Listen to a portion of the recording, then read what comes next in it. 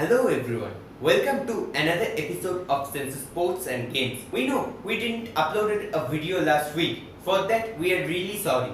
But without further ado, let's jump right into today's topic, World Cup of the Underdogs. We know, World Cup is almost over a month ago, but anyways, we thought we must look back to the most important event in this year's sports calendar, World Cup Football 2018. Football World Cup is the greatest show on earth. After the Olympics, it is the most famous sporting event of the world. It first started on Argentina in the year of 1930 and from then on it has become the heart of the world. In 2018 Russia World Cup, we also got familiar to several new talents, but this year's World Cup was surely a special one for all of us, as this time especially the small teams, small footballing nations were in the front stage of the show. A string of surprising wins and losses in early stages of this tournament have not only given a sense of unpredictability of the fixture changes but also put us in an impact that they arouse a feeling of fear of losing even the biggest nation's mind. The season started with a 5-0 victory of the host nation Russia. Since then, there came back-to-back good performances from the underrated nations. The big teams kept competing, but to say the least, wasn't able to fully dominate against such emerging teams. Actually, this World Cup was a special one for all of us, the viewers, as it contained almost every single match where the expectations from the well-equipped side fell short and the respect for the smaller side took off. Road to glory wasn't a mere target this time. A hard-fought glory was awaiting for the winners. Expectations were high from the star players like Messi, Ronaldo, Neymar and etc. individuals. Ronaldo led his side almost alone, scoring goals at regular intervals. So did Harry Kane for England. But this year, the Messi magic seemed not to be so high as our expectations. Still, he scored an exciting goal and his credits and contributions are well worthy. Let's talk about the favorites. According to most of us, the favorites were Brazil, Germany, France, Argentina. Though there were debates regarding this, still to say the least, only France was the only team to make to the semi-finals.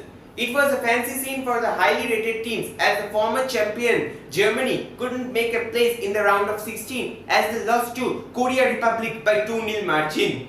Spain and Argentina, both the teams couldn't clear the round of 16 to enter the quarterfinals. They lost by a small margin of error. While Brazil could not make it to the semi-finals, France went on to win that trophy. So, we can easily call this the World Cup of uncertainty, as some big teams couldn't make to this World Cup. Teams like Netherlands, who were in the finals for the 3 times, and the 4th-time World Cup champions, Italy, also couldn't make in this World Cup. The squads of Brazil was looking very balanced, but couldn't make a winning impact to the trophy. Argentina played with an entirely clumsy team, followed by some serious decision making in the pitch. Germany lost against Mexico and Korea Republic and couldn't make further than the group stage. Meanwhile, the teams like England, Belgium, Croatia, Japan and Uruguay played gem of knocks throughout the tournament. Especially Japan played such a quality match against Belgium. They were 2-0 up, although they finally were defeated. Certainly, this was a match with suspense and thrill, but this match obviously won respect for Japan. First of all, we all became astonished when we saw Russia to outburst the 2010 World Cup champions. Spain's great defense, decorated with Ramos and Piqué, failed, and some disappointing goalkeeping wasn't expected from one of the best goalkeepers of the world, David De Gea. France beat Argentina by 4-3 margin. This wasn't a surprising match at all, as it was all about a rising teenager, Kylian Mbappe. He not only scored 2 goals, but he dominated the match almost alone. He kept the Argentinian defense on its toes till the very last moment. Moreover, Belgium beat 5 times World Cup winner Brazil in the critical stage of the tournament to book their seats in the semis.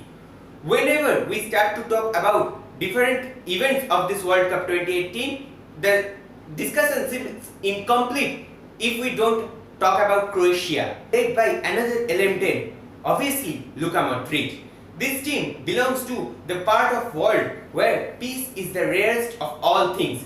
Amongst the hooliganism, all the players had to fight to fulfill their dreams to play the game of football with love.